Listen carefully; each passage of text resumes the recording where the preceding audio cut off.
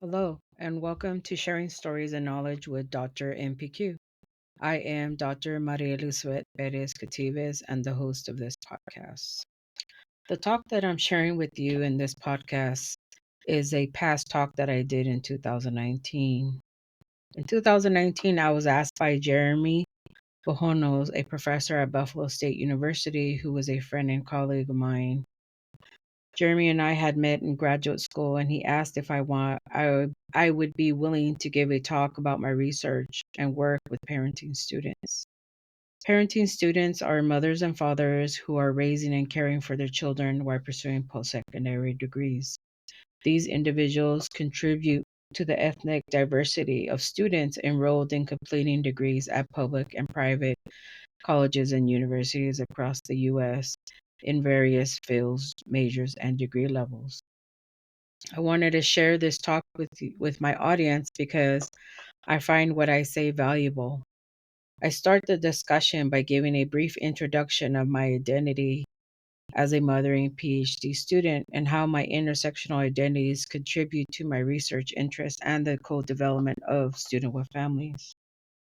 Student with Families was an organization I co-founded as a PhD student with Dr. Francina Turner. Francina at the time was another mothering student of color raising her three children while seeking her doctoral degree. In my talk, I discuss how our institution did not have any support for parenting students and how Francina and I were among the first individuals to develop family friendly spaces for students and their families during our time at the University of Illinois Urbana-Champaign. In my talk, I also respond to a few questions from Jeremy's students and give some last comments on how I find mothering and fathering students to be of value to their family and to the role that they play in their children's lives and education. This is my talk on the value of mothering and fathering students. I hope you enjoy it.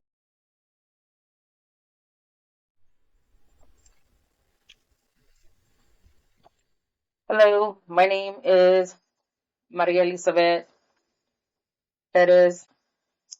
Jeremy reached out to me and asked if I was willing to talk a little bit about my research on parenting students. I thought I'd first start off this talk by introducing myself a little bit more and then talking a little bit about my academic journey of how I got to my PhD program and then kind of what motivated me to do research on parents. Um, so, raised and born in Northern California, San Jose, and I'm a mother of two. My son is soon to be 24, and my daughter is 18. And so, the whole time that I've been in school, I've been a parent. So, before I became a parent, I actually graduated high school and went to community college, and then after 2 years, dropped out, and then got married, had my family, and then went through a divorce and found myself as a single mom. So being a parent at that time is what motivated me to go back to school and seek my associates of art in psychology at that time. So I went back to school, did very well. I did have some challenges in navigating school. At that time, when I returned to school, I was like in my late 30s. And so imagine me being out of school for 16 years and then returning to school was overwhelming. The transition to go back was a challenge for me. But I have to say, what has helped me go from the community college to San Jose State, where I got my undergrad, and then go off to graduate school and seek my PhD, is that the determination that I had to navigate, these different degrees in different spaces, different institutions, has been my willingness and my determination to help my children and be better for them and support them and with their education and seeking their college degrees. When I decided to go to graduate school in Illinois, I started my PhD program in EPOL, which stands for Education Policy Organization and Leadership. And the two areas, my concentration is education policy, social science, and higher education.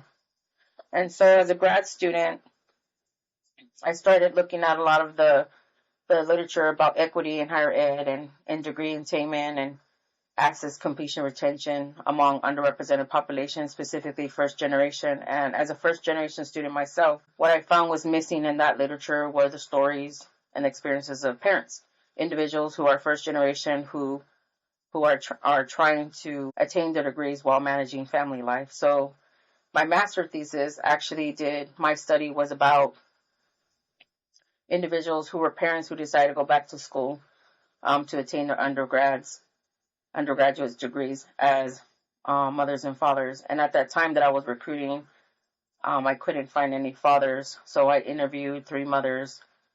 And then after doing my thesis for my dissertation, what I wanted to do was I also noticed that when it comes to the literature on, there's not a lot of literature on parents. A lot of the literature that talks about parents is the non-traditional literature. However, I feel I disagree with the non-traditional term, because when you look at the term non-traditional, it's referring to individuals who are not traditionally in higher education. And so I think that when it comes to higher education, a lot of the variety of institutions, community colleges, state institutions, Research One institutions, I believe that there are parents a variety of ages and ethnicities and backgrounds. However, I don't feel a lot of studies are on parents and talk about parents. And so specifically at my institution, there's no way of identifying parents. The only way that, excuse me, that we're able to identify parents is if they self-identify. So that's problematic too. But in moving forward for my dissertation, what I wanted to do for that was I wanted to look at the experiences of parenting students. When I say parenting students, these are individuals who are students, but who are mothers and fathers, parenting and raising their children while they're trying to attain their PhD. And so in the middle of that, while I was here, probably right in the middle of my master thesis, I had another friend of mine who's actually a single mother of 3. I had shared with her that I had this idea to want to support parents more within our department.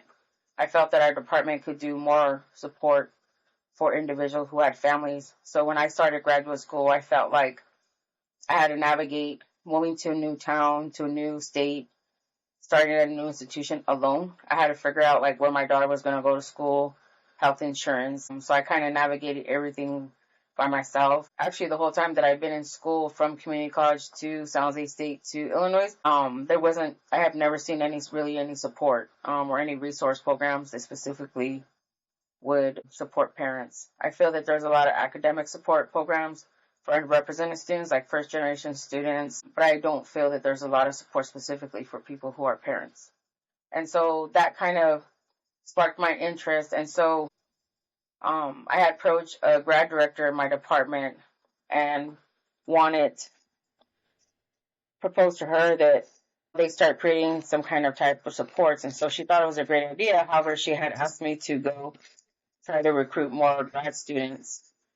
And so what I did was I met with a friend of mine, and she had asked me one day if I was really serious about creating an organization. And I said, yeah. So within literally less than 2 months, me and her co-founded Students with Families.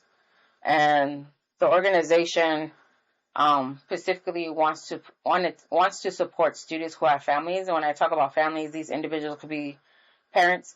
These individuals could have partners, spouses, or there's individuals who are in school, but they're caring for a sibling, a parent, or grandmother. And so these are individuals who have family members, or who they're supporting family members, or they're caregivers of another individual other than themselves. And so we found that organization in 2005 in the fall. And what I wanted to talk about in running that organization, I wanted to talk about some benefits and challenges that I found within my institution. And so when I think about benefits, one of the things that I found in running that organization from different events and co-events that we did. And so we would either create events ourselves or we would try to build collaboration. So me and the other co-founder realized quickly when we first started having our first social event, we had a couple of parents showed up that actually weren't in our department. They were actually from different departments. And so after that first semester, what we decided to do was register the organization as an RSO, which is a registered student organization in the institution. And so that allowed us to support others beyond our department. And so we realized that there was a need. We kind of started with our own, what we felt we needed as mothers, but then other individuals within our department. But then we quickly, by doing events and meeting other individuals who are parents, that there was more need within the institution. So a couple of benefits that I felt the organization did for individuals was it allowed us to network with other parents in the institution. And so we would meet undergrad and graduate students.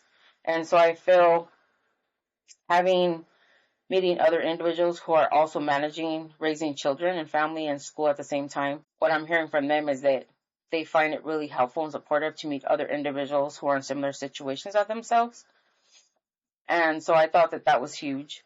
And then the second one is the support part would be they felt like they were validated, right? By meeting other individuals who understood their experiences, who could connect with them on a personal level. They felt validated. A lot of times, a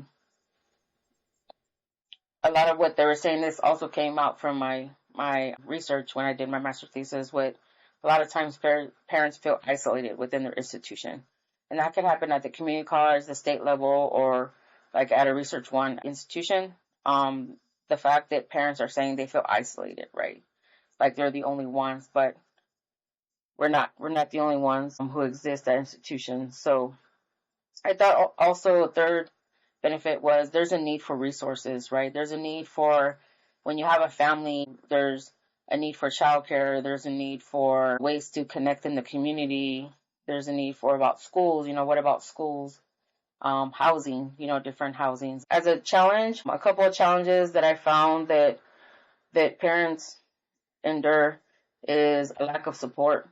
I think, especially at our institution, there is no resources, right? There is no office that we could go to. There is within different support services. There's nothing specifically that talks about parents. I think that, again, them having specific struggles that they have is how to navigate, right? How to, like when you have a child who's sick, or how do you navigate or how do you advocate on your behalf? How do you, the policies that the institution have, what rights do you have, right? What um like even for like maternity leave, for example. Another thing, like when we talk about spaces, right? The institution just recently, probably within the last 2.5 years, now you can see like changing tables in specific bathrooms, but not across the institution, only in particular, like in the main library. I've seen a couple. So lactate stations is another need. And then child-friendly spaces. They feel that the institution doesn't have spaces where they feel they could bring their children to campus. And I feel that bringing your children to campus is valuable for parents, because they're the main motivators to their children. They're the advocates for their children. These are young individuals that are one day seeking degrees. And so I feel that children, being the whole time I've been on school, I've been fortunate in the sense that I was able to bring my children and they were able to witness and be on campus with me, or sit in a course with me, or meet my professors. I think all that is helpful for children to see.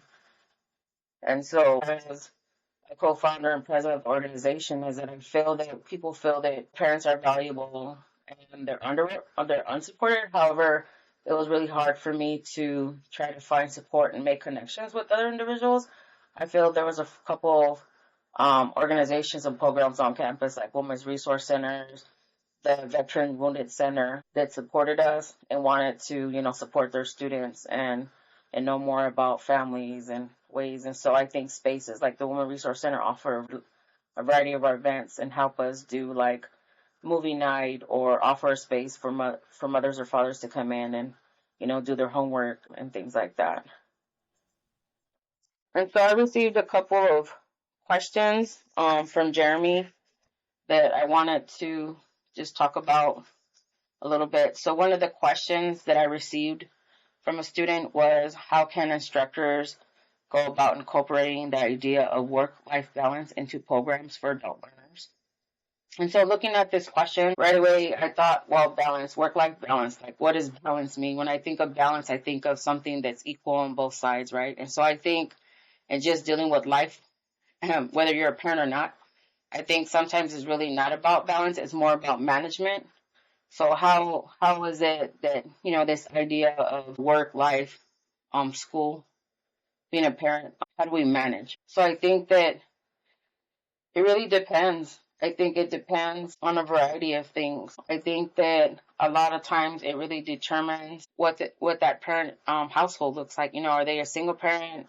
Are they co-parenting with the biological father? Are they working? The age of the child, how many children they have? Are they in school? The type of daycare they have access to, affordability. I think there's a lot of different things that go into someone managing school and family life. Another thing about this question that stood out to me is instructors go about incorporating the idea, right?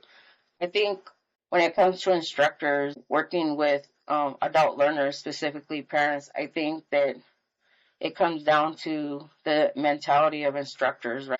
And how they're open about differences without judgment of their students.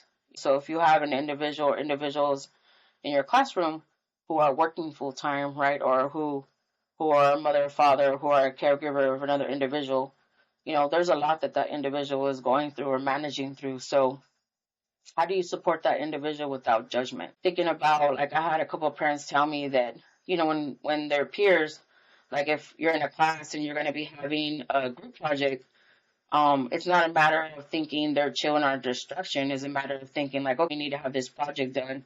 What's your availability, around your children's, schooling or daycare. It's just a matter of them managing their schedule like anyone else. They're responsible for another being. So I think it's the mentality of instructors and peers of having this understanding of differences without judgment of what is, they're managing through and what they're carrying.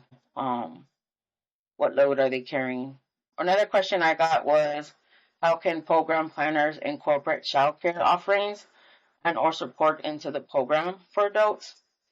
So another thing that I've heard parents tell me is that this term called family friendly spaces or family friendly events. And so I have heard individuals, or I have events promoted like, oh, it's a family friendly event. But when I think family friendly, I think it comes down to like how inviting that family friendly space is.